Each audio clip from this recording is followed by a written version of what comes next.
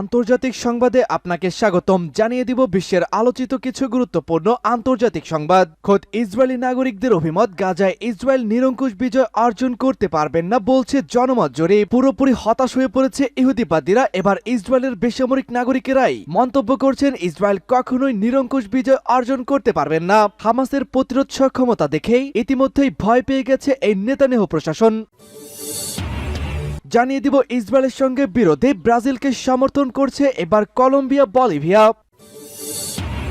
থাকবে আল মাইয়েদিন টেলিভিশনের রিপোর্ট, সিরিয়ার অবৈধ মার্কিন ঘাঁটিতে কামিকাজি ড্রোন হামলা সশস্ত্র গোষ্ঠীদের। এবার মধ্যপ্রাচ্য থেকে বিতাড়িত হতে চলেছে বাইডেন প্রশাসন।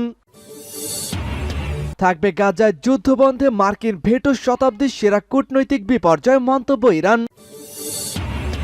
জানিয়ে দিব ইউক্রেনকে রুশ হামলার 2 বছর, যুদ্ধ জয় নিয়ে ব্যাপক আশাবাদী পুতিন।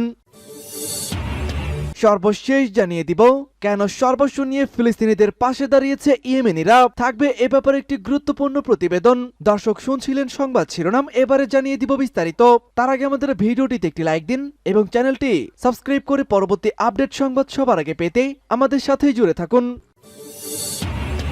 খোদ ইসরায়েলি নাগরিকদের অভিমত, গাজায় ইসরায়েল নিরঙ্কুশ বিজয় কখনোই অর্জন করতে পারবেন না, জনমত জরিপ। অবরুদ্ধ গাজা উপত্যকায় ইহুদিবাদী ইসরায়েল নিরঙ্কুশ বিজয় অর্জন করতে পারবে না বলে অভিমত প্রকাশ করেছে খোদ ইসরায়েলের নাগরিকেরা।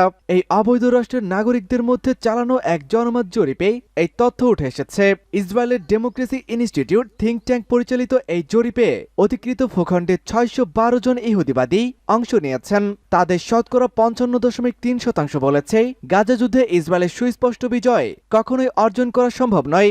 অন্যদিকে তাদের 38.3% জবাবদাতা বলেছেন গাজায় ইসরায়েলের সুস্পষ্ট বিজয় অর্জনের সমূহ সম্ভাবনা রয়েছে।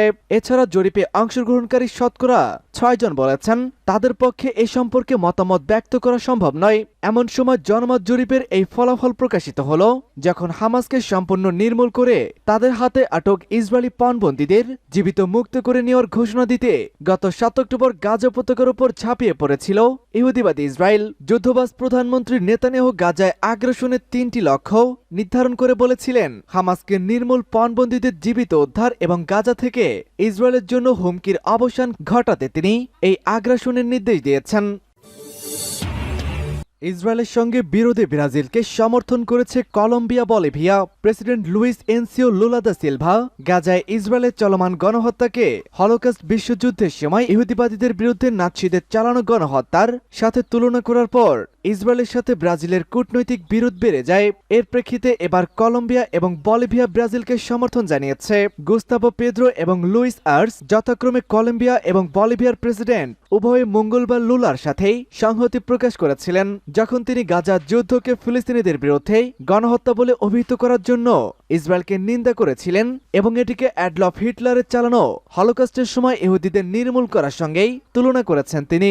গাজায় একটি গণহত্যা চলছে এবং হাজার হাজার শিশু, মহিলা এবং প্রাপ্তবয়স্ক বেসামরিক পুরুষকে কাপুরুষরচিতভাবে হত্যা করা হয়েছে।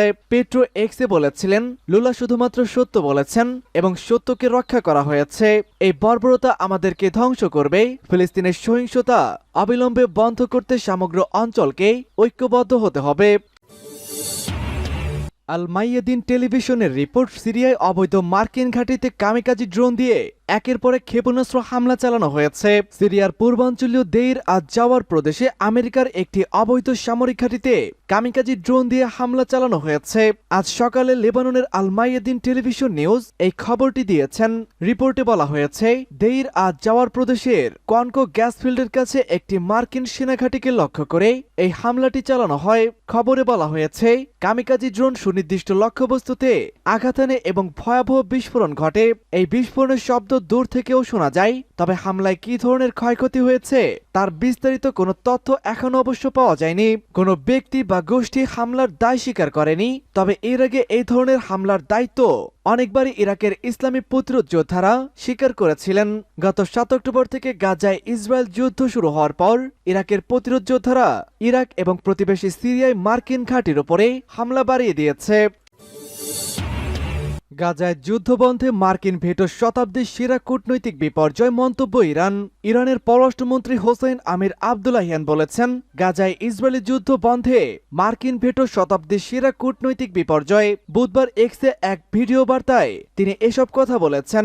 খবর ইরান প্রেসের। ইরানের পররাষ্ট্রমন্ত্রী বলেছেন, মার্কিন সরকার কর্তৃক গাজায় তাৎক্ষণিক যুদ্ধবিরতির জন্য খসড়া প্রস্তাবের ভেটোর পুনরাবৃত্তিকে শতাব্দীর সেরা কূটনৈতিক বিপর্যয় বলে সম্বোধন করেছেন। তিনি বলেন, বারবার ভেটো প্রয়োগ করার স্পষ্টতই গাজায় নকল ইসরায়েলি সরকার কর্তৃক পরিচালিত গণহত্যা এবং পশ্চিম তীরের যুদ্ধাপরাধের জন্য আন্তর্জাতিক দায় হোয়াইট হাউসকেই নিতে হবে। বিশ্বকে অবশ্যই যুক্তরাষ্ট্রকে জবাবদিহি করতে হবে। গাজায় ইসরায়েলের যুদ্ধ নিয়ে জাতিসংঘের নিরাপত্তা পরিষদের একটি খসড়া প্রস্তাবে মঙ্গলবার যুক্তরাষ্ট্র আবারও ভেটো দেয়। ইউক্রেনের রুশ হামলায় 2 বছর যুদ্ধ জয় নিয়ে আশাবাদী পুতিন। 2022 সালের 19 ফেব্রুয়ারি প্রতিবেশী ইউক্রেনে পূর্ণমাত্রায় হামলা শুরু করেছিল রাশিয়া। সেই হিসাবে রাশিয়া ইউক্রেন সংঘাত 3য় বছরে গড়িয়েছে। হতাহত হয়েছেন 5 লাখেরও বেশি মানুষ। তারপরও এ যুদ্ধ শেষ হওয়ার কোনো লক্ষণই দেখা যাচ্ছে না। এ নিয়ে কোনো সমঝোতার আশাও দেখা যাচ্ছে না। ইউক্রেনের প্রেসিডেন্ট ভলোদিমির জেলেনস্কি বরাবরই দাবি করে আসছেন, আশানুরূপ সাফল্য পায়নি ইউক্রেনীয় বাহিনী। অন্যদিকে রুশ প্রেসিডেন্ট ভ্লাদিমির পুতিন এই যুদ্ধ জয় নিয়ে উল্লেখযোগ্যভাবে এখন আরো বেশি আশাবাদী বলে ধারণা করা হচ্ছে। এমন আশাবাদের পেছনে রণক্ষেত্রে কিয়েভের সীমিত সাফল্য, ইউক্রেনকে $60 বিলিয়ন সামরিক সহায়তার বিল পাশে যুক্তরাষ্ট্রের ব্যর্থতা ও সাম্প্রতিক ইউক্রেনের পূর্বাঞ্চলীয় গুরুত্বপূর্ণ শহর আভদিভকার দখল নেওয়ার মতো বিশেষ বিষয়গুলোরও উল্লেখ রয়েছে। এ পরিস্থিতিতে ইউক্রেনের যুদ্ধের 2 বছর ধরে ভ্লাদিমির পুতিন বেশ আত্মবিশ্বাসী হয়ে উঠেছেন এবং দেশে ও বিদেশে তার শত্রুদের পরাজিত করতেই তিনি দৃঢ় প্রতিজ্ঞ রয়েছেন। তিনি আমেরিকা, ন্যাটো, ইইউ এর বিরুদ্ধে অবস্থান নিশ্চিত করেছেন।